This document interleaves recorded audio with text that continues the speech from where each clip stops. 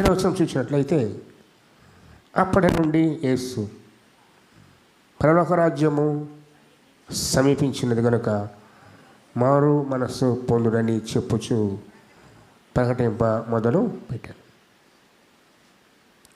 ఒక సత్యం జ్ఞాపకం చేసుకుంటే, ఇది స్వార్థ కొనసాగింపు. మొట్టమొదట ఈ వాక్యం ప్రకటించింది ఎవరు? మొట్టమొదటి వాక్యాన్ని బాప్తిస్మమిచ్చే యోహాను.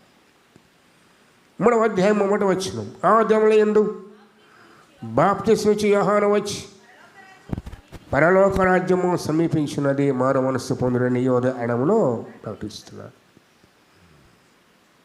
మరి ఇప్పుడు యోహాను ఏమయ్యాడు?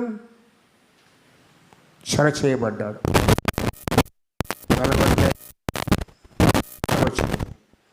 యోహాను చెరపట్టబడనని యేసు విని సువార్త ప్రారంభించిన యోహాను గారు ఎక్కడున్నారు? ఇప్పుడు చెరసాలలో ఉన్నారు. మరి దేవుని పని ఆగిందా? ఆగలేదు కదా. చాలామంది అనుకుంటారు, ఏదైనా ఆటంకం జరిగితే, ఆటంకపరిస్తే, ఆపేస్తే దేవుని కార్యం ఆగిపోతుందనుకుంటాం. కానీ అది ఆగదు. దేవుడు ఒక్కొక్కరిని ఏదో వాడుకుంటూనే ఉంటాడు. అంతే కదా. యోహాను గారు చెర, వెంటనే ఎవరు ఎత్తుకున్నారు? ప్రభు చనిపోయాడు, సమాధిలో ఉన్నాడు. అయిపోయింది అనుకున్నారు. అయిపోయిందా? లేదు కదా. శిష్యులు తిరిగి లేచి అర్హం వెళ్ళిపోయాడు. శిష్యులుగా చేయుడి. ఆ పరంపర ఇన్ని వేల సంవత్సరాలు కొనసాగుతుంది. ఏనాడు స్వార్థ ఆగలేదు. ఆగిందా? మనం ఆగిపోతున్నాం. ఎవరు? మనం. మీకు సంగతి చెప్పమంటారా? విశ్వాసి అంటే ఎవరో? మనందరమే. ముందు విశ్వాసం అందరూ కూడా, ఆ తర్వాతే పరిచారకులు.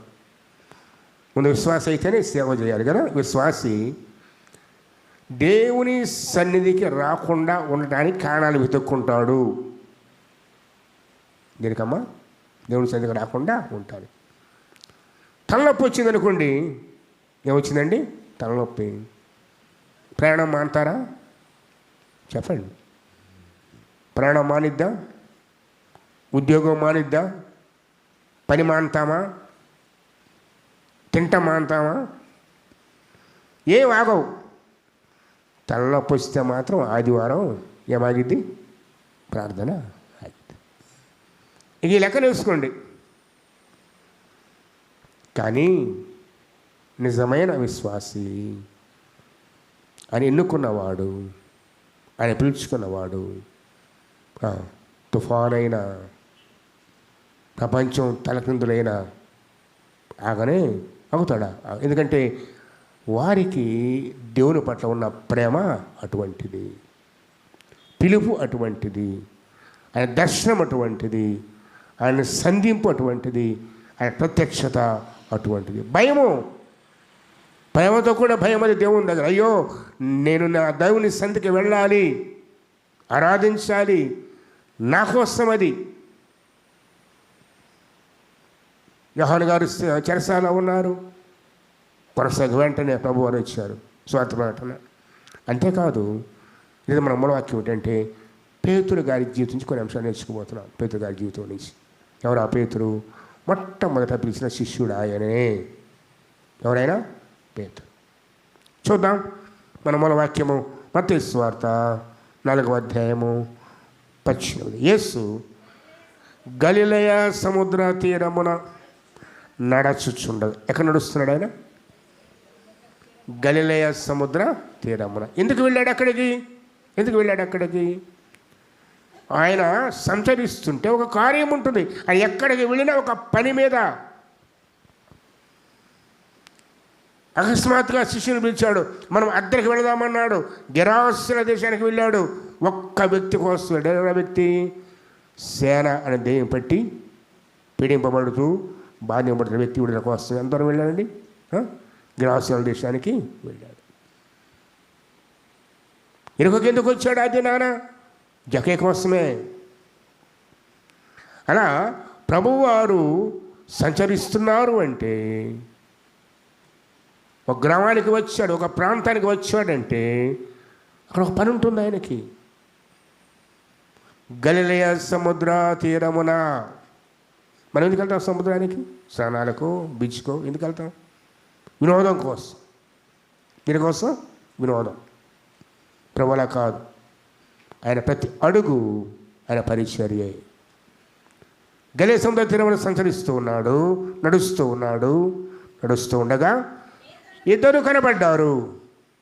ఓ మాట చెప్పాలంటే ఆ దినమున వారిద్దరి కోసమే ఆయన అక్కడికి వచ్చాడు.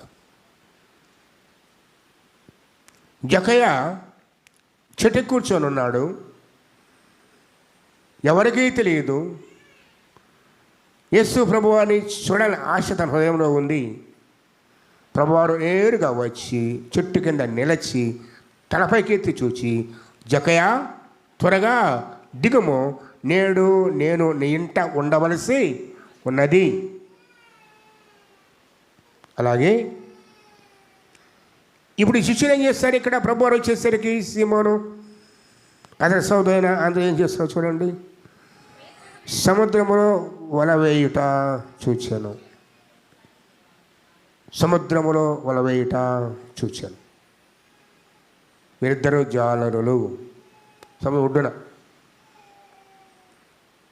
ఇంకా లోపలికి వెళ్ళలేదు. వారు ఇంటి దగ్గర లేరు. గలిలయ సముద్రమున వచ్చున్నారు. అప్పుడే వల వేస్తున్నారు. అప్పుడే వాళ్ళు ఎక్కడ ఉన్నారో ప్రభువుకు తెలుసు. ఎప్పుడు పిలవాలో ప్రభువుకు తెలుసు. ఎక్కడ ఎలా ఎవరు సంధించాలో మన ప్రభువుకు తెలుసు. ఆ సమయాన ఆ దినాన వారిని పిలిచాడు ఆయన. వరద దగ్గరికి వెళ్ళి ఆయన అంటున్నాడు, ఆయన నా వెంబడి రండి, నా వెంబడి రండి. ఎవరు వెంట? మత వెంట కాదు కదా, సంఘం వెంట కాదు, ప్రభువు వెంట.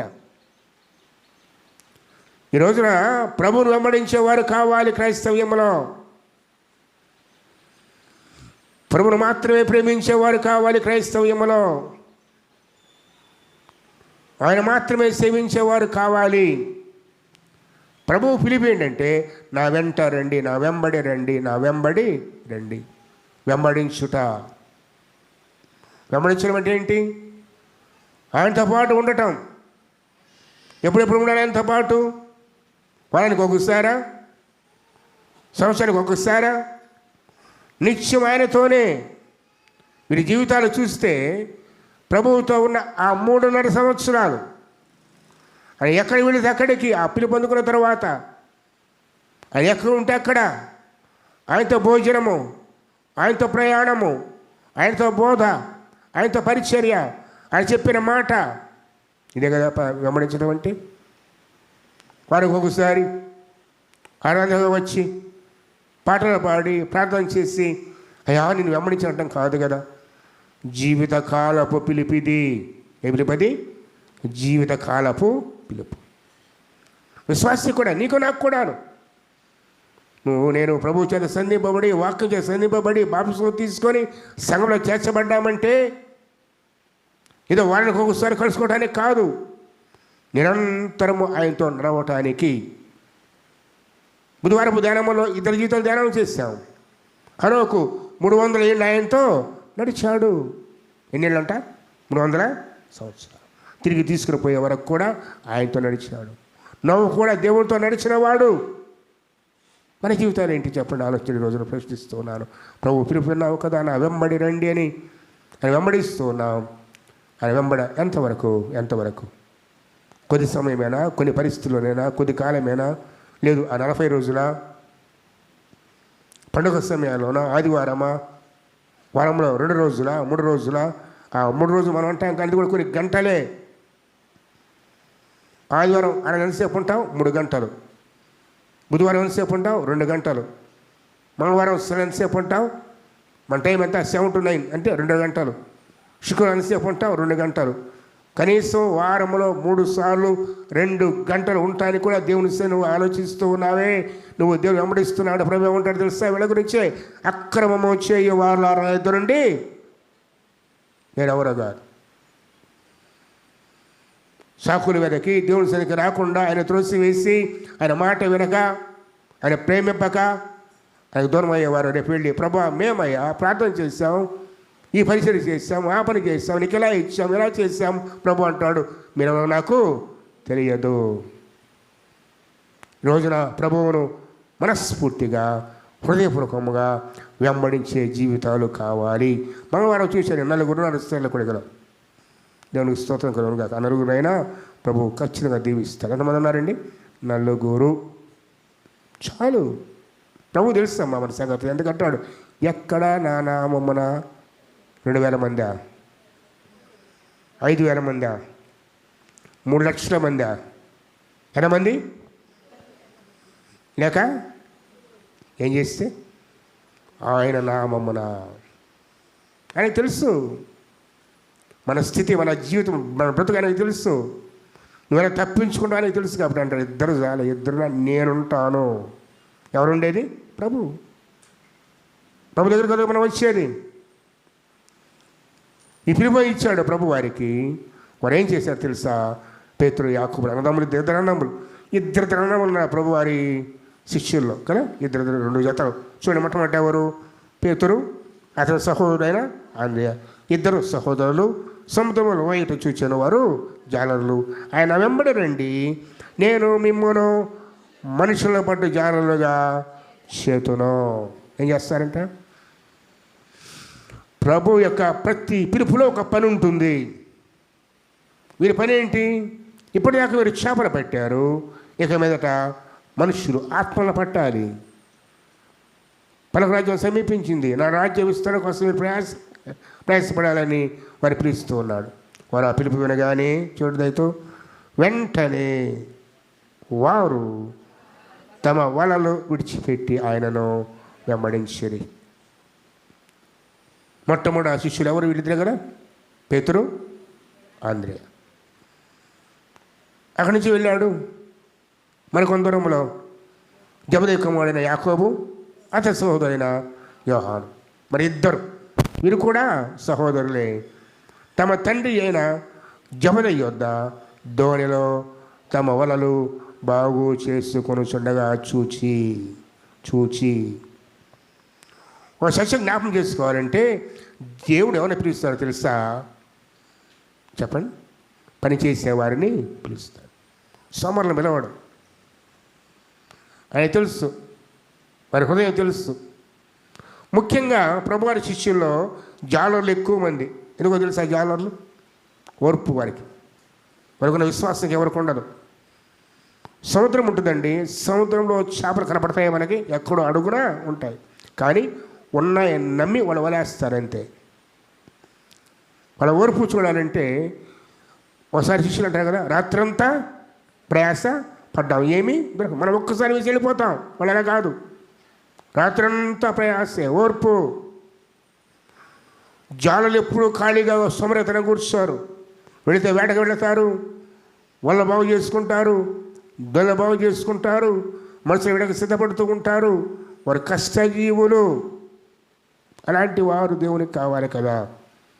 అందుకే ఈ 4 పిలిచాడు ఆయన.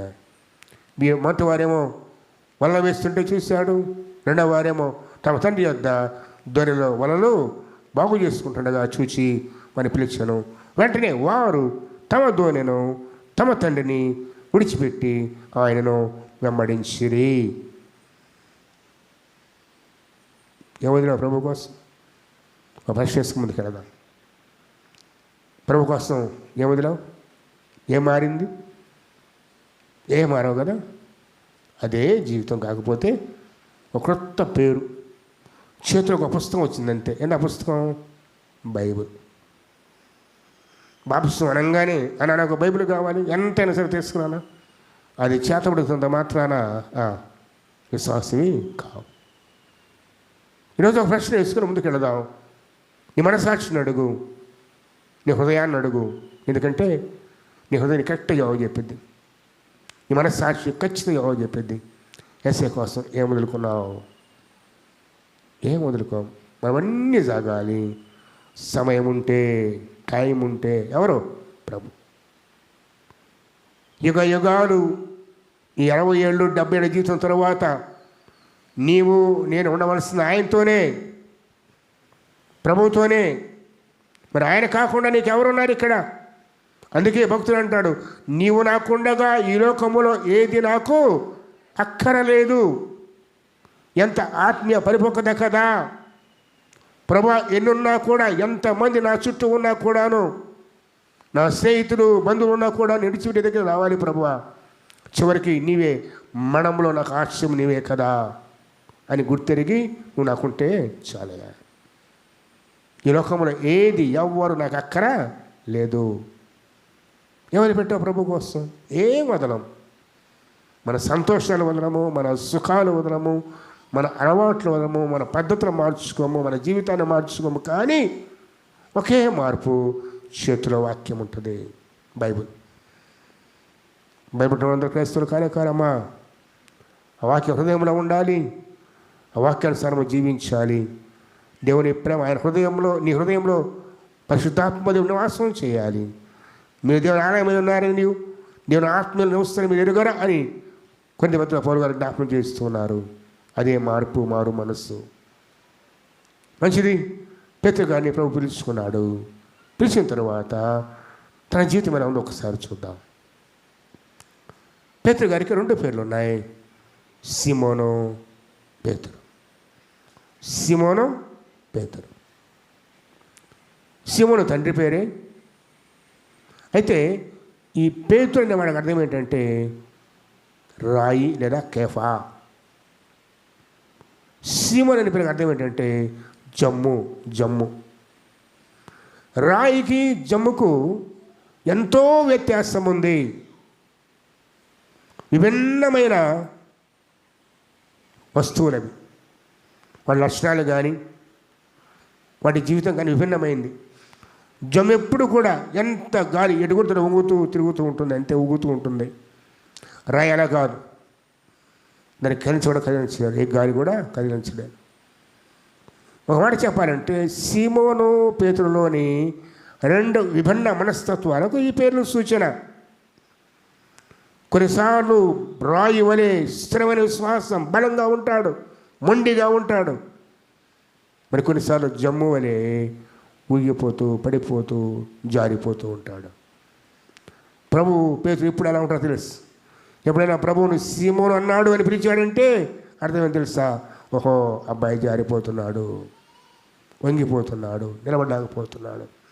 పేతురు అని పిలిచాడు ప్రభు అంటే ఇదిగో స్థిరంగా ఉన్నాడని అర్థమాట. బైబిల్ మీరు చదివేటప్పుడు ఈ 4 సువార్తలో ఎక్కడ సీమోను అని పిలిచాడంటే గుర్తు ఏం తెలుసా? పేతురు తడబడి పోతున్నాడు. పేతురుని పిలిచాడంటే స్థిరంగా ఉన్న గుర్తుపెట్టుకోండి. ఈ పేతురు తన జీవితంలో 5 అనుభవాలు మనం చూద్దాం. మొట్టమొదటిగా మత్తయి సువార్త 16వ అధ్యాయం. తీయలేదు, మత్తయి సువార్త 16వ అధ్యాయము. పేతురు తన జీవితంలో ఏం నేర్చుకున్నాడో జ్ఞాపకం చేసుకున్నాడు. కొన్నిసార్లు ఈ చదవబడే లేఖన భాగము ఆటంగా ఉంటుంది. కానీ వాక్యం చెప్పే మాట చూడండి. అయితే 16:21 చూద్దాం. అప్పటి నుండి తాను యెరూషలేమునకు వెళ్ళి పెద్దల చేతను, ప్రధాన యాజకుల చేతను, శాస్త్ర చేతను అనేక హింసలు, ఎవరంట? ప్రభువారు పొంది చంపబడి 3వ దినమున లేచుట అగత్యమని యేసు తన శిష్యులకు తెలియజేయ మొదలు పెట్టగా చాలు. ఇక్కడ ఆగుదాం ఒక్క నిమిషం. ప్రభువారు తన వారికి ఏమీ దాచుకోడు, తన భక్తులకు ఏమీ దాచుకోడు, బయలుపరుస్తాడు. హృదయ ప్రేరేపణం ఎవరి ద్వారానో ప్రభు బయలుపరుస్తాడు. ఏ దాచడు ఆయన. తన ప్రణాళిక, తన ఉద్దేశము, ఆయన ఆలోచనలు. అంతెందుకు యోనా కాడికి వెళదాం. యోనా చెప్తున్నాడు, నీవే పట్టసలు దోషం, నా దృష్టి ఘోరమైంది, పోయి వెళ్ళు, వాళ్ళతో ప్రకటించి. ప్రజలందరితో కూడాను మోషే అంటాడు, నా పేరు బాధ నేను చూశాను, మరి కన్నీరు చూశాను, కష్టం చూశాను, నువ్వు వెళ్ళాలి, సహాయం చేసి విడిపించాలి.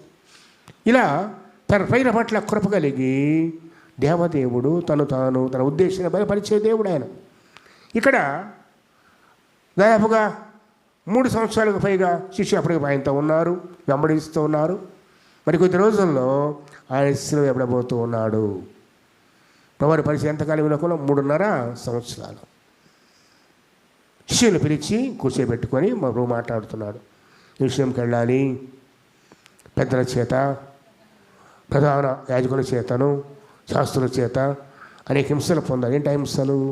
కొడా దెబ్బలు, వేయబట్టం, అన్యాయముగా ఈడ్చుకుపోవటం కదా,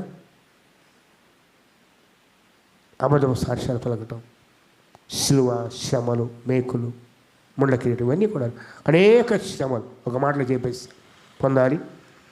అంతేకాదు చంపబడాలి అనగా చనిపోతాను. ఆ వెంటనే అంతటా ఆగిపోలేదు. 3వ దినమున తిరిగి లేచుట అగత్యం, అంటే ఖచ్చితము, నిశ్చయము అని చెప్తూ ఉంటే పేతురు గారి మనసంతా శ్రమలు, చావు అది ఆగిపోయిందంతే. అర్థమవుతుందా? ప్రభువుని ఎంతగా ప్రేమించాడు పేతురు అంటే, ప్రభువారి నోటి వెంట శ్రమలు, మరణం అనే మాట రాగానే తరువాత మాట వినలేదు. అర్థమవుతుందా? అక్కడ ఫ్రీజ్ అయిపోయాడు అంతే. నా ప్రభువుకి శ్రమల, మరణమా అయిపోయింది అంతతో. తర్వాత ఏం చెప్పాడు ఆయన? 3వ దినమున తిరిగి లేచుట. అది అర్థం కాలేదు. శ్రమ, మరణం అనగానే ఇంకా మనకి వినపడిద్దా?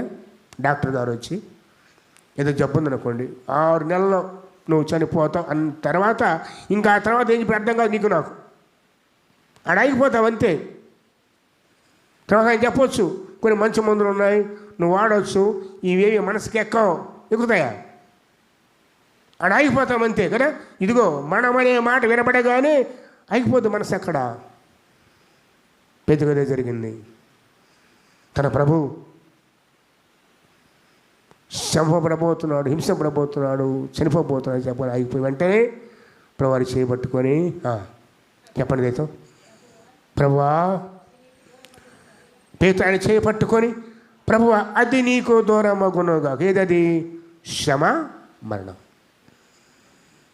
అంతేకాదు అది నీకెన్నడూ కలుగదని ఆయనను గద్దింపసాగాను.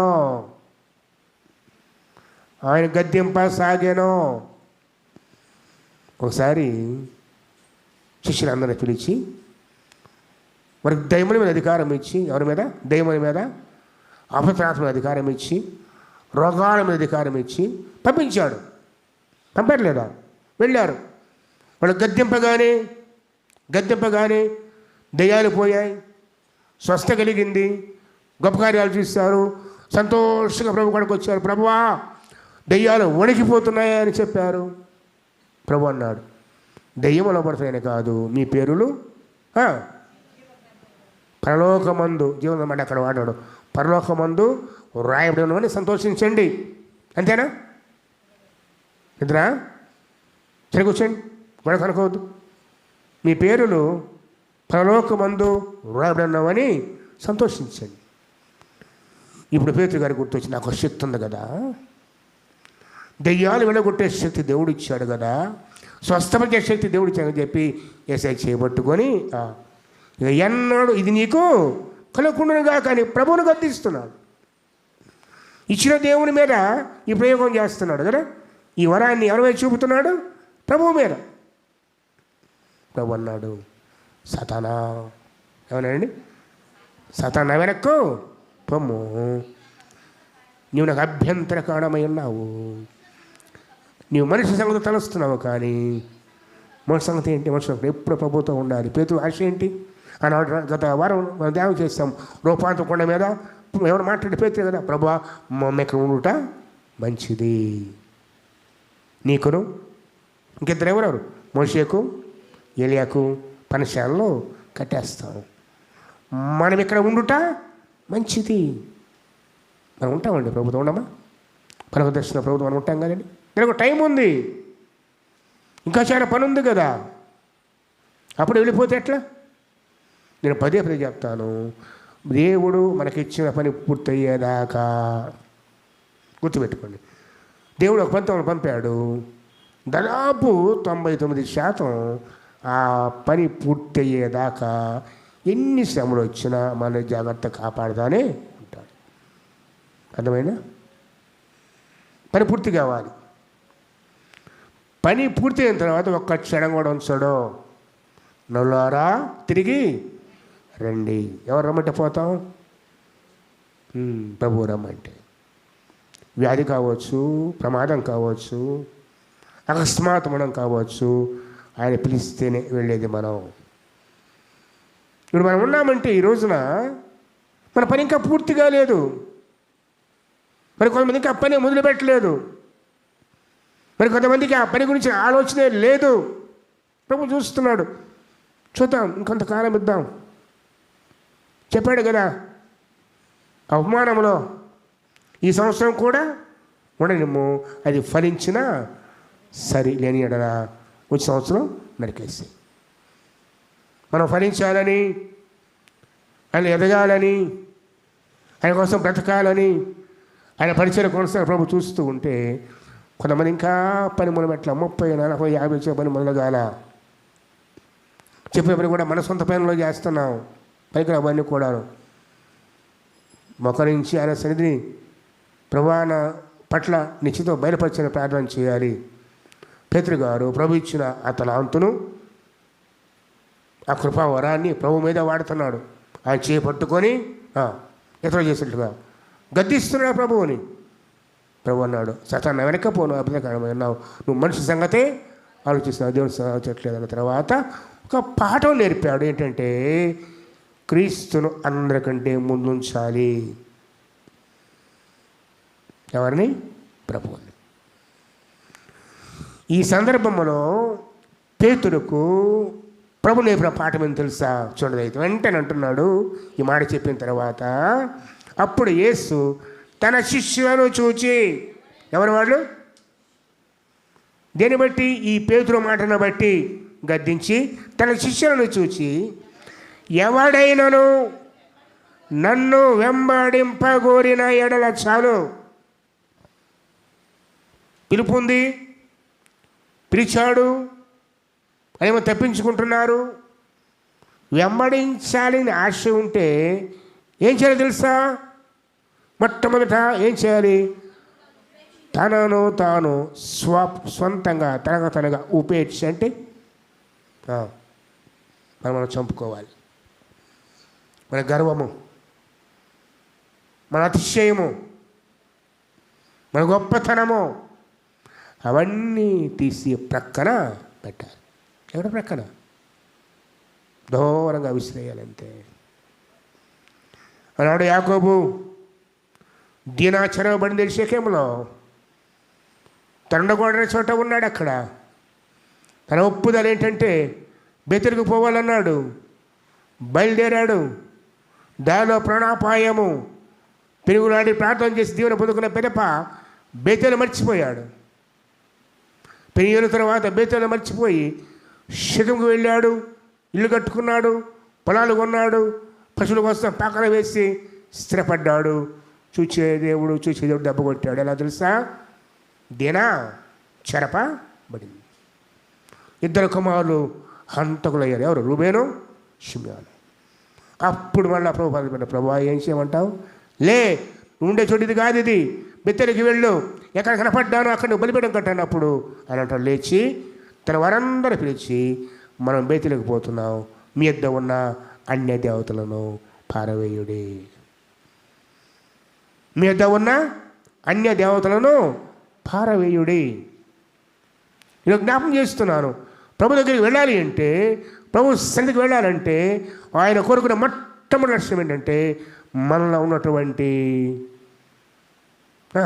ఏం తీసేయాలంటే చూడదైతే ఆయన ఏమన్నాడు?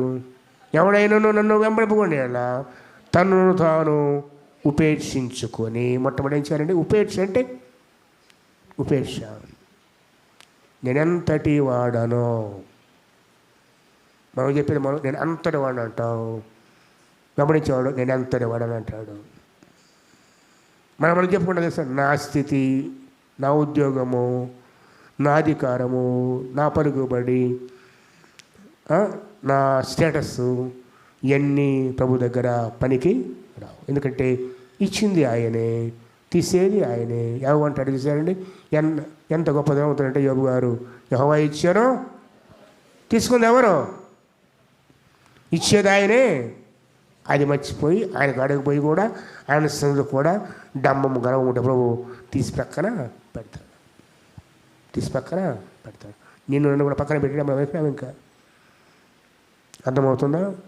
ప్రభు వెంబడించిన మొట్టమొదటి ప్రభు చెప్తున్నాడు. ఆయన చెప్తున్నాడు, పేతురుకు నేర్పిస్తున్నాడు, ఇదిగో నువ్వు గద్దిస్తున్నావే, నన్ను గద్దిస్తున్నావే. పేతురు ప్రార్థన ఎలా ఉందమ్మా? ఈరోజు మన ప్రార్థన కూడా అంతే. ప్రభువుని డిమాండ్ చేస్తాం, ప్రభుని డిమాండ్ చేస్తాం కదా. అందుకే యాకోబు గారు అంటాడు, నీ చిత్తమైతే అడగమంటాడు. పేతురు గారు అంటాడు, నీ చిత్తమైతే అడగమంటాడు. మనం ఆయన చిత్తాన్ని అడగం. ప్రభు నాకు ఇది కావాలి, యేసునామమున ప్రార్థిస్తున్నాను. పేతురు చేసిన పని అదే. ఆనాడు హెచ్చింపబడ్డాడు, దేవుని వెళ్ళిపోయాయి, స్వస్థలు కలిగాయి, దాన్ని ప్రభు మీద వాడుతున్నాడు. తను ప్రభువు కన్నా హెచ్చించుకున్నాడు. ప్రభు అంటున్నాడు, జాగ్రత్త, అది పాపము, అది అపవాది క్రియ, అది సాతాను క్రియ. నాశనం ఏమవుతుందంటమ్మా? గర్వం నడుస్తుంది, అని పనికిరాదు. నిన్ను నీవు ఉపేక్షించుకో, నీ సమస్తాన్ని ప్రక్కన పెట్టు. నువ్వు రిక్తుడవని దేవాది దేవుడు మనిషి కుమారుడు క్రీస్తు యేసు ప్రభు వారు మన ప్రేమించి తను రిక్తుడిగా చేసుకున్నాడు. ఆయన భూమి ఆకాశించిన దేవుడు, గొప్ప ధనవంతుడు. ఆయన మన తన దద్దురుగా మార్చబడ్డాడు. మనమైతే ఆయన పేరుతో ఎలా ఉంటున్నావు చెప్పండి? అన్నీ హెచ్చింపే మన జీవితాల్లో. ప్రేమతో జ్ఞాపకం చేస్తున్నాను, ప్రభు చెప్పే మాట, ప్రభువుని మాట పెట్టు, నువ్వు తగ్గింపబడాలి. యోహాను గారు అంటారు, చూస్తాను ఒక్కసారి ఎంత నాకు ఇష్టం అనమాట. అంటే గొప్ప సేవకుడు, దాదాపు 400 సంవత్సరాల తర్వాత వచ్చిన ప్రవక్త, 400 నిశ్శబ్దం తర్వాత దేవుని నోరు, దేవుని స్వరమైన యాకోబు గారు అంటారు, యోహాను గారు అంటారు, బాప్తిస్మ యోహాను. చూడండి, మత్తయి సువార్త వెళ్దాం ఒక్కసారి. 3వ అధ్యాయము 11వ వచనం చూద్దాం. మారు మనసు నిమిత్తము నేను నీళ్లలో మీకు బాప్తిస్మ ఇచ్చున్నాను, అయితే నా వెనక వచ్చినవాడు నాకంటే శక్తిమంతుడు. ప్రభు అంటాడు యోహాను గారి గురించి, స్త్రీలు కన్నా వారిలో ఇతకంటే గొప్పవాడు లేడంటే ఆయన అంటాడు, నాకంటే ఆయన శక్తిమంతుడు, ఆయన చెప్పులు మోయటకై నేను పాత్రుడను కాను. ఎవరండి మాట ఉంది? యేసు క్రీస్తు వారికి ముందుగా నడిచిన వ్యక్తి, ఆయన మార్గము స్నానం చేసిన వ్యక్తి, ఆయన పుట్టినప్పటి నుంచి ఆత్మతో నింపబడి బలముగా వాడబడే వ్యక్తి. ఆయన కోసం మార్గం సిద్ధపరిచేవాడు అంటున్నాడు, ఆయన చెప్పులు మోయట కూడిన పాత్రుని కాను. చూడంత తేడా జ్ఞాపకం చేస్తున్నాడు. అందుకే తగ్గింపు కావాలి విశ్వాసకి. పెద్దలు నేర్పిస్తున్న పాట, అందరికంటే ప్రభు ముందు ఉండాలి.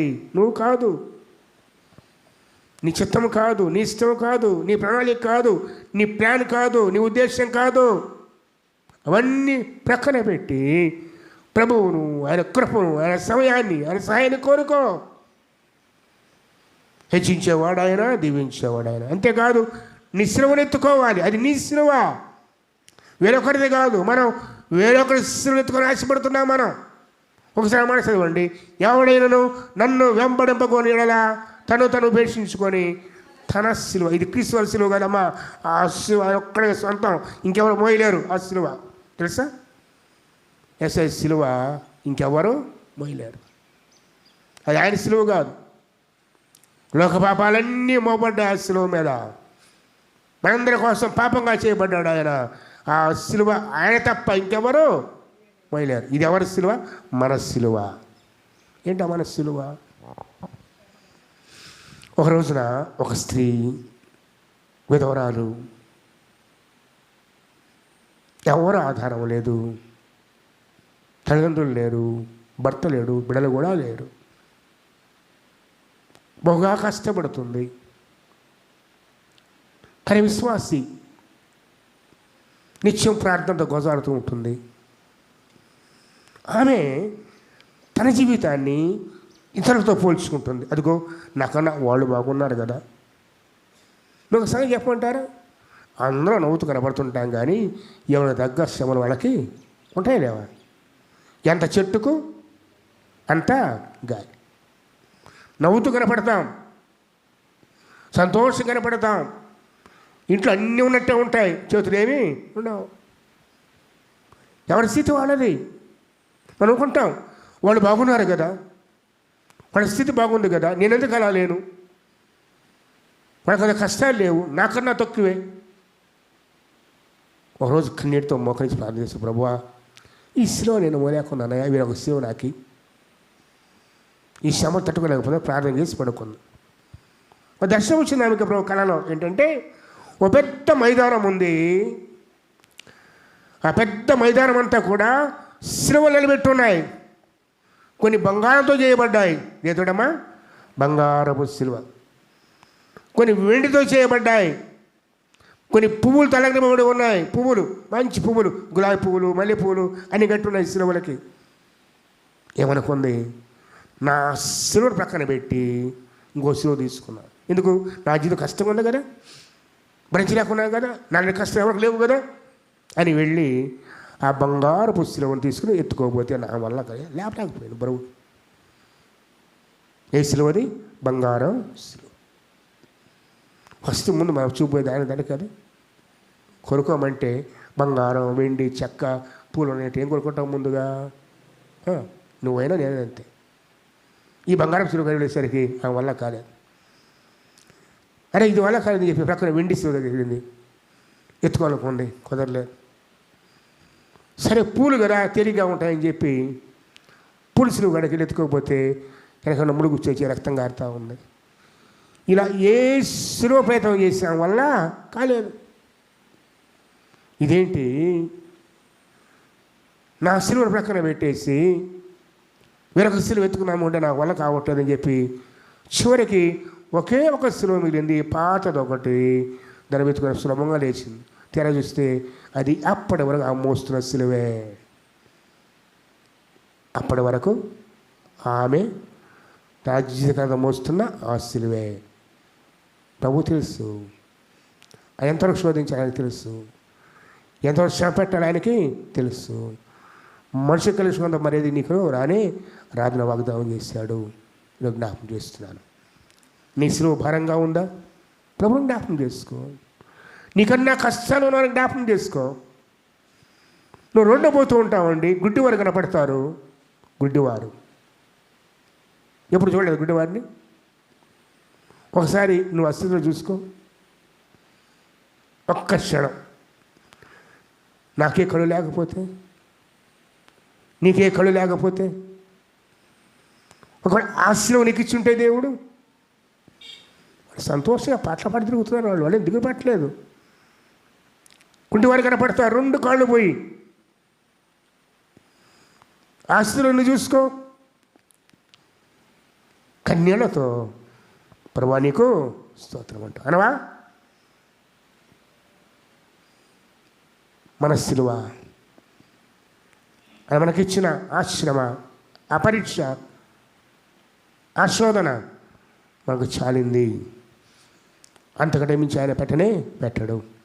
అంతేకాదు ప్రతి శ్రమ వెనుక ఒక ఆశీర్వాదము ఉన్నది. అది దేవుని చిత్తము, దేవుని ప్రణాళిక. ప్రతి శ్రమ వెనుక ఒక ఆశీర్వాదం ఉంది. ప్రతి కన్నీటి వెనుక ఒక గొప్ప దీవెన దాచి ఉంచాడు. ఇప్పుడు అంటాడు, అందుకే గుణవద్దు, శనగొద్దు, తగ్గించుకో, శివునెత్తుకో, నన్ను వెంబడించు. నన్ను వెంబడించంటే ముందెవరు ఉండాలి? ప్రభు ఉండాలి. తేడేతో మత్తయి సువార్త 16:24. ఎస్, తన శిష్యులను చూసి ఎవడైనా నన్ను వెంబడింపుకొని ఎడలా తను తాను ఉపేక్షించుకొని తన శివుని ఎత్తుకొని నన్ను వెంబడించాలి. అంటే ముందు ఆయన వెళ్ళాలి. ఎవరు? ప్రభు. ప్రభు వెనక మనం ఏం చేస్తామంటే ప్రభు పక్కన నెట్టి, నువ్వు పక్కకు పోయా నేను పోతా ముందు కదా, నువ్వు పక్కకు పోయా నేను నాకు దారి చూపిస్తాను. వాక్యం ఉంటుంది. ఆయన మనకు శరీరమైన మార్గం ద్వారా ఒక తెరను చీల్చివేస్తే మార్గం సిద్ధం. ప్రభు నేనే మార్గమును సత్యమే. మార్గం చూపే ప్రభువును అక్కడ మార్గం చూపే ప్రభువును వదిలిపెట్టి, మార్గం చూపే ప్రభువును వదిలిపెట్టేసి ఆయన ప్రక్కగా నెట్టి నువ్వు వెళ్ళాలంటే ఎలాగా? ఆయన వెంబడించు. నువ్వంటావు ప్రభా నన్ను వెంబడించు, నువ్వు నేను ముందు వెళ్తుంటా, నీకు తెలియదు దారి. పేదలు చేస్తున్నాడు ఇక్కడ, పేదలు చేస్తున్నా ప్రభా నీకు అది దూరమగును గాక, నీకెన్నడూ కలగబోవును గాక అని గద్దిస్తుంటే ప్రభు గద్దించాడు. ప్రభు నేర్పిస్తాడు, పేదరు తగ్గించుకో, శివునెత్తుకో. 50 రోజులు ఎన్ని శ్రమలు ఉండే పేదరికి కదా, ఎన్ని శ్రమలు తెలుసు. సహించాడు. పేదకు శిలువ ఉంది, మోసాడు చివరి దాకా, సంతోషంగా మోసాడు. నన్ను వెంబడించు, చివరి దాకా వెంబడించాడు. ఈరోజు మొట్టమొదటి పాఠం తెలుసా? ఆయన ముందు ఉండాలి. అందరికంటే ముందు ప్రభు ఉండాలి మన జీవితాల్లో. ఎవరున్నారు నీ జీవితంలో ముందుగా? నడిపించేది ఎవరు? నీ సలహా చెప్పేది ఎవరు? ఎవరు సలహా అడుగుతావు? ప్రభు దగ్గర మోకరించి ప్రభుని అడుగుతున్నావా? లేక లోకస్తుల, స్నేహితుల, బంధువుల, ఆత్మీయుల, ఇరుగు పొరుగు వారా? ఇవేవి కాదు. నువ్వు మోకరిస్తే ఆయన జవాబు చెప్తాడు. రెండవదిగా చూడండి, రెండవదిగా చూద్దాం. 1 పేతురు పత్రిక 1వ అధ్యాయము. టైం వస్తుంది, ముగిస్తా. ప్రభు చేద్దాం. 1 పేతురు పత్రిక 1వ అధ్యాయం. 1 పేతురు 1, 6, 7 వచనాలు చూద్దాం. ఇందువలన మీరు మిక్కిలి ఆనందించుచున్నారు కానీ అవసరమును బట్టి నానా విధములైన శోధన చేత ప్రస్తుతము కొంచెము కాలము మీకు దుఃఖము కలుగుచున్నది చాలు. తర్వాత నశించిపోవు సువర్ణము అగ్ని పరీక్ష వలన శుద్ధపరచబడుచున్నది కదా, దానికంటే అమూల్యమైన మీ విశ్వాసము ఈ శోధన చేత పరీక్షకు నిలిచినదై యేసు క్రీస్తు ప్రత్యక్షమైనప్పుడు మీకు మెప్పును మహిమయు ఘనతయు కలుగుటకు కారణమగును. విన్నారా? ఈ శోధనలు, ఈ శ్రమలు ఏమిస్తాయి మనకి? ఇది ప్రస్తుత కాలమే, ప్రస్తుత కాలమే. ఒక వ్యక్తికి తను జ్ఞాపకం చేస్తాడు ఈ సమయంలో. బైబిల్ ఉన్న వ్యక్తి, ఆయన పేరు లాజరు. ఏం పేరమ్మా? లాజరు. నాకు అర్థం తెలుసా ఆయన పేరు? లాజరు అంటే అర్థం చెప్పండి ఎవరైనా. కూడా చాలాసార్లు చెప్పాను.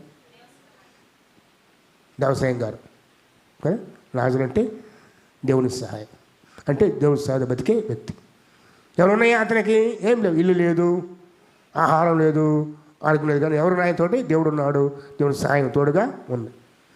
సరే, ఎంతకాలం శ్రమపడ్డాడు? ఎంతకాలం శ్రమపడ్డాడు? 40 ఏళ్ళు, 50 ఏళ్ళు. ఆ తరువాత మహిమలో నెమ్మది. ఏమవుతున్నాడు? నెమ్మది. ఎక్కడ? అబ్రహాము రొమ్మున ఆనుకొని నెమ్మది పొందుచున్నాడు. ఎంతకాలం నెమ్మది? యుగ యుగాలు, యుగ యుగాలు. ఇక కన్నీరు లేదు, కురుపులు లేవు, ఆకలి దెబ్బకలు లేవు, త్రోసివేసేవారు లేరు. ఏ బంగారం పంట చూస్తున్న ఆ బంగారం వీధుల్లో కూడా బంగారం వెళ్ళడం మన కాళ్ళ కింద ఉంటుంది కదా. ఇప్పుడు మన నెత్తులు ఉంటుంది, మన ముఖానికి చేతులకు ఉంటుంది. ఏ పళ్ళ కూడా ఎక్కడ ఉంటుంది? బంగారం మన కాళ్ళ కింద. ఈ రకం విలువైనవన్నీ అక్కడ పనికిరావు. అర్థమైందా? బంగారు వీధులు నాకేం చెప్తుంది. సువర్ణమైన పట్టణం అది, బంగారు పట్టణం అది. నెమ్మది, నెమ్మది, నెమ్మది. పేతురు గారు అంటారు, చూడండి 6వ వచనము. ఇందువలన మీరు మిక్కిలి ఆనందించున్నారు కానీ అవసరము, అవసరం అంటే నీకు కావాలి అది. ఈ శ్రమ, ఈ కష్టము, ఈ వ్యాధి, ఈ బలహీనత, ఈ కన్నీరు, ఇది అవసరము. ఏంటి అవసరమా? నా కన్నీరు, నా దుఃఖము, ఈ భరింపులేని ఈ వేదన, ఈ అవమానం నాకు అవసరమా? ప్రభు అంటాడు ఆయనకి అవసరమో. ఎందుకంటే ఈ కొంచెం కాలమే. నశించిపోయే సువర్ణము కూడా, నశించిపోయే బంగారము కూడా. బంగారం ఏమైపోద్దంట? నశించిపోవు సువర్ణము. అది మర్చిపోతాం మనం. బంగారానికి కానీ ఒక చుక్క ఏం తగిలితే పాదస్వం తగిలింటే చూద్దాం, విలువే ఉండదు కదా, అది తెలిస్తే తెల్లగా అయిపోతుంది. పాదస్వం అంటే దామెట్లో పెడతా చూస్తారండి, దాని ముక్క ఎక్కడ చేసినాడా గురుగుడు అయిపోద్ది, అంతే కలిసి ఒకటి అయిపోద్ది. ఒక చుక్క పాదస్వం తగిలింది ఆ బంగారానికి, విలువే తెలుసా మీకు? అది నశించిపోయేది.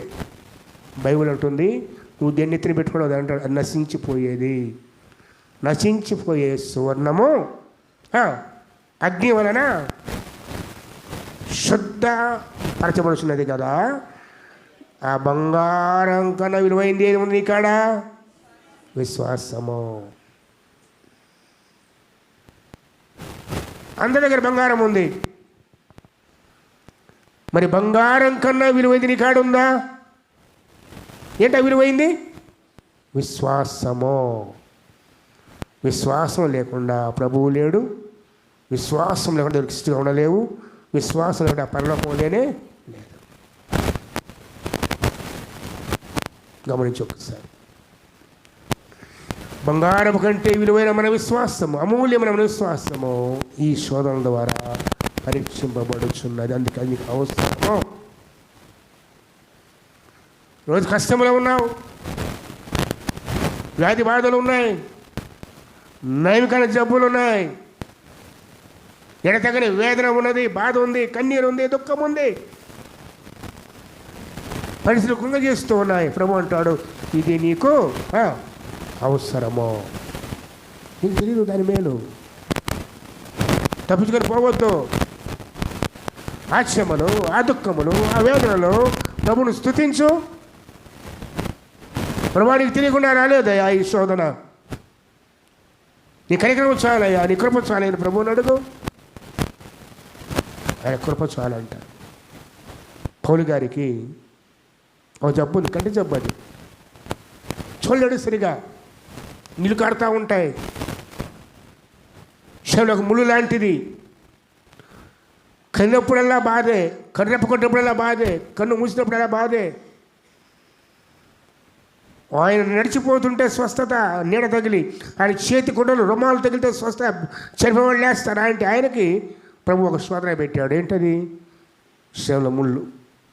దానికోసం ప్రభుని 3 సార్లు ప్రార్థన చేస్తే ఉపవాసం ఉండి ప్రత్యేకంగా ప్రభు అంటాడు, తీయను, అది ఉండాలి, నువ్వు హెచ్చిపోకూడదు, నా కృప నీకు చాలు. ఏం కావాలంటే ఆయన ఏంటి కృప అంటే ఏంటి? ఈ శ్రమంలో కూడా బ్రతుకున్నామే, అది కృప. ఈ కష్టాలు కూడా బ్రతుకున్నామే, అది కృప. ఈ వ్యాధి బాధలో చచ్చిపోకుండా ఈరోజు నిలబడి ఉన్నామే, ఇది కృప. ఎంత శరీరం క్షీణిస్తున్నా నడుస్తూ ఉన్నామే, ఇది దేవుని కృప. తెలుసా మీకు? కోట్ల మంది కోటీశ్వరులు ఈరోజు ఎక్కడో తెలుసండి? కోటీశ్వరులు మన ప్రజలు ఉంటారు, ఉండరా? ఎవరొస్తులు లేరా? మనిషి కానీ తన బతికిని తెలుసుకోండి. ఒక్కసారి హాస్పిటల్కి పోండి, ఒక బాగాలేకుండా కాదు, బాగున్నప్పుడు పోండి, ఒక వార్డు తిరగండి, కిడ్నీ పేషెంట్ చూడండి ఒకసారి, డయాలసిస్ చూడండి ఒకసారి. బ్రతకడం కంటే చావు మేలనిపిస్తుంది. 4 గంటలు నరకం, రక్తమంతా తోడతారు, మళ్ళీ ఎక్కిస్తారు. మనకు విలువ తెలియదు. ఉచితంగా ప్రభుత్వం ఆక్సిజన్ తీసుకొని ఇష్టంగా బతుకుతావు కదా, రేపు ఆక్సిజన్ దొరక తెచ్చిపోయి ఎంతమంది కరోనా ఉంటాయన్నా చూడండి కదా. కోటేశ్వర్లో కూడా ఒక్క సిలిండర్ దొరక్క. ఇలా ఆలోచించుటూ పోతే కృప కృప కృప. ఈరోజు మనమున్న స్థితి, ఇన్ని రోగాలున్నా, ఇన్ని బలహీనతలున్నా, ఇన్ని శ్రమలున్నా, ఇన్ని కష్టాలున్నా జీవించి ఉన్నామంటే కేవలము ఆయన కృప. అందుకే ఈ శ్రమలు మన దేవుని దగ్గర చేస్తాయి. ఈ పరీక్ష ద్వారా మనం దేవుని దగ్గర ఆయన చూస్తాం, ఇది అవసరం నీకు నాకు. పౌలు గారికి సాక్ష్యం ఏంటంటే, నాకున్న ప్రత్యక్షతలు బహు విశేషం ఉన్నందున నేను హెచ్చిపోకుండా నిమిత్తము, నేను హెచ్చిపోకుండా. శ్రమ వచ్చిందంటే నేను నల్లగొడుతున్నాడు ఆయన. శ్రమ ఎందుకు వచ్చిందంటే నువ్వు హెచ్చిపోతున్నావు, నువ్వు గర్విస్తూ ఉన్నావు. నువ్వు గర్వించకుండా నేను హెచ్చిపోకుండా నిమిత్తము నా శరీరంలో ఒక ముళ్ళు, అనగా నేను అత్యధికముగా హెచ్చిపోక నిమిత్తము నా నలుగొట్ట రాసిన ఒక ముళ్ళైన సాతాను దూతగా ఉంచాడు. సాతాను దూత ఏంది? దైవ సేవకులలో, అపొస్తలులలో, ప్రవక్తలు ఎవరున్నారంట? సాతాను దూత ఎక్కడ? ఆయనలోనే ఉంది. అర్థమవుతుందా? పౌలు గారి సాక్ష్యం ఇది. సాతాను దూత, సాతాను పని ఏంది? సేవకులు హింసించడమే. దేవదూత అయితే పాపం అంటాడని సాతాను దూత వచ్చాడండి ఎప్పుడు. ఇంకదే వేదన. కానీ ఆ వేదనలో కూడా ఆయన పని ఆగిందండి? చెరసాల ఉన్న పని ఆగిందా? శారీరకంగా బలహీనుడు అయిపోయి చౌద పొందిన పని ఆగిందా? లేదు కదా.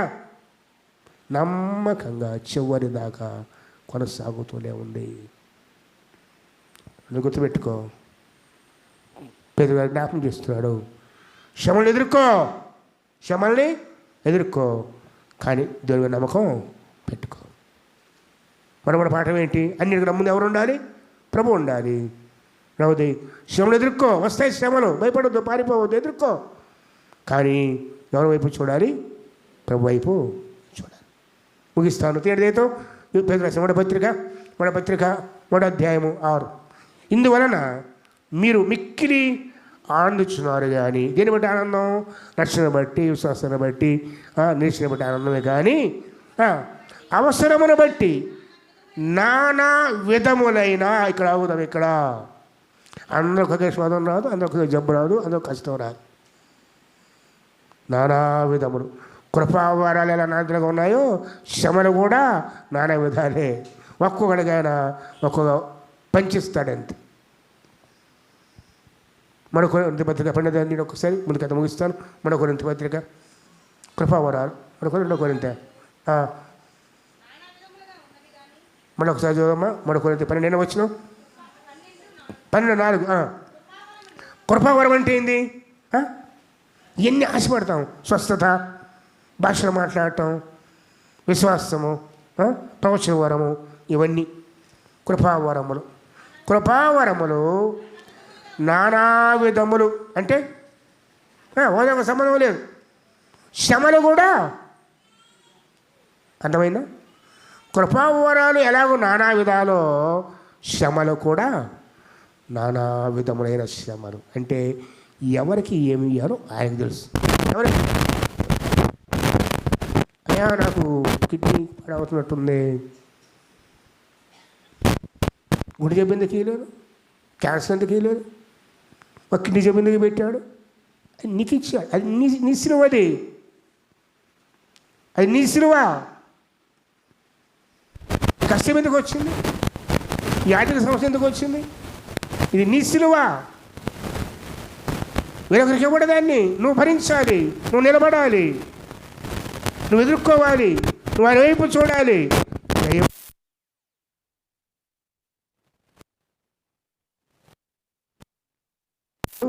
కిరీటం. గొప్ప దైవజనుల సంగతి తెలుసా మీకు? చివరి కాలంలో సంవత్సరాల తరబడి మంచాన్ని ఉంటాను. బక్సింగ్ గారు అయితే 20 ఏళ్ళు. బక్సింగ్ గారు ఇన్ని వేల సంఘాలు కట్టిన ఆయన. ఎక్స్కూల్ సంఘాలు ఆయన కట్టినవి. 20 ఏళ్ళు మంచం మీద ఒకరు పెడితే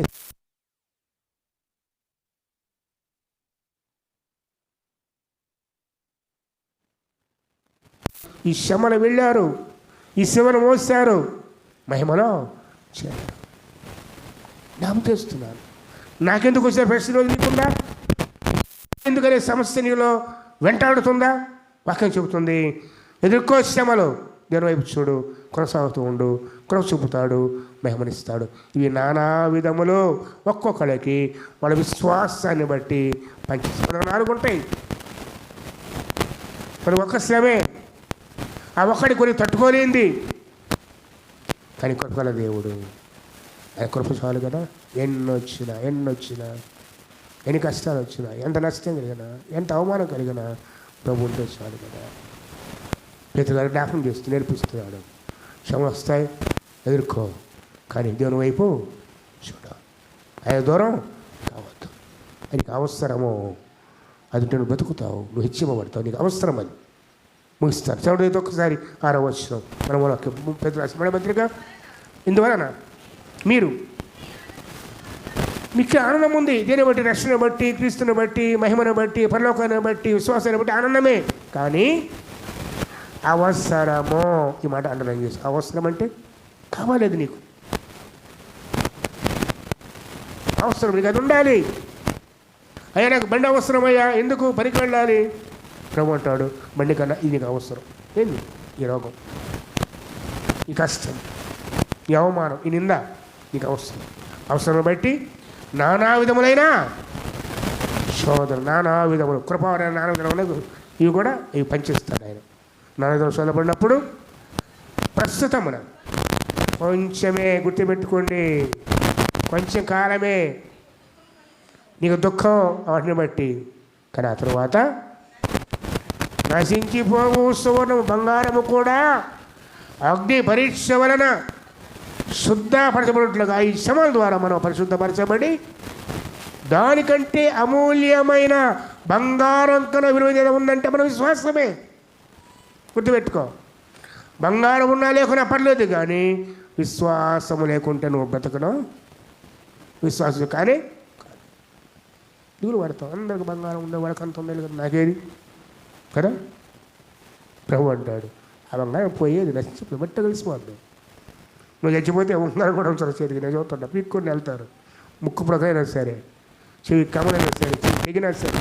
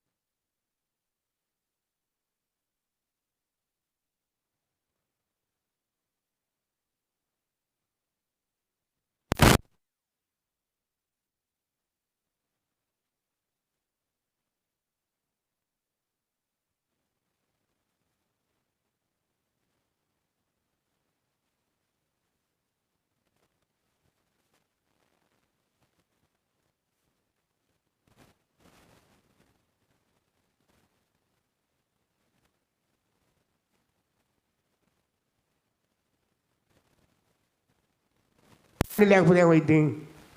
మంచి ఇంజిన్ ఉంది కదా, మంచి ఇంజిన్ ఉంది, 500 cc ఇంజను, హ్యాండ్ బిగితే విడిపోయింది. ఓడడానికి ఎవరు చుక్కాని కావాలి, ఓ చక్రం, దాన్ని తిప్పుతూ ఉంటారు, ఓడలు తిరుగుతూ ఉంటాయి. మరి ఆ ఓడలో అది ఉందా? నోవహు ఓడలో చుక్కాని ఉందా? చేయమని చెప్పాడా దేవుడు? ఎందుకు నడిపేది ఆయన? ఎవరు? అర్థమవుతుంది ఇప్పుడు? నడిపేది ఎవరమ్మా? మనం అంటాం చుక్కాని లేని నావలగా తిరుగుతున్నానంటావే, నడిపేది ఆయన. దాంతో నీకు పని లేదు. నువ్వు నడిపితే ఏ కొండ గుద్దుతావో, ఏ చెరువులో పడతావో తెలియదు నీకు.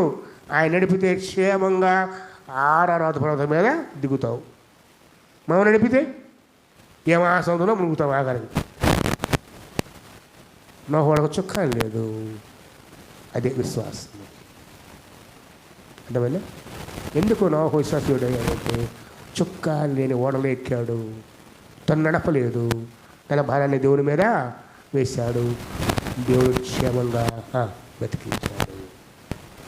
అది నోహ నడుపుకుంటే మొత్తం గల్లంత కొడుకులు కోడలు ఒక్కసారి వార్తలు అంటామే, కారు బాత యాక్సిడెంట్ ఎప్పుడు మంత అన్నట్టుగా వార్త వినేవాళ్ళం బైబుల్లో. అది లేదు. ఎందుకంటే దేవుడే ఆ ఓడకు చుక్కాలి. నడిపించేవాడు నీ జీవితాన్ని నీ సొంత చేతులు తీసుకున్నావు. నీ ఇష్టాలు, నీ బ్రతుకు, నాది నా ఇష్టం అంటున్నావా? కుదరదు. మీరు అప్పగి ప్రభువా మీరు నడిపించాలి. ఎవరు? ప్రభు. నువ్వు నడిపిస్తే నేను బ్రతుకుతాను, మీరు నడిపిస్తే క్షేమంగా ఉంటాను. చుక్కా నాకు అక్కర్లేదయ్యా, నువ్వు ఉంటే నాకెందుకు? అది ఇంకా నేను కాదు కంట్రోల్ చేసేది. మనలో కంట్రోల్ ఒకరు ఉంటారు. ఎవరు కంట్రోల్ చేసేది?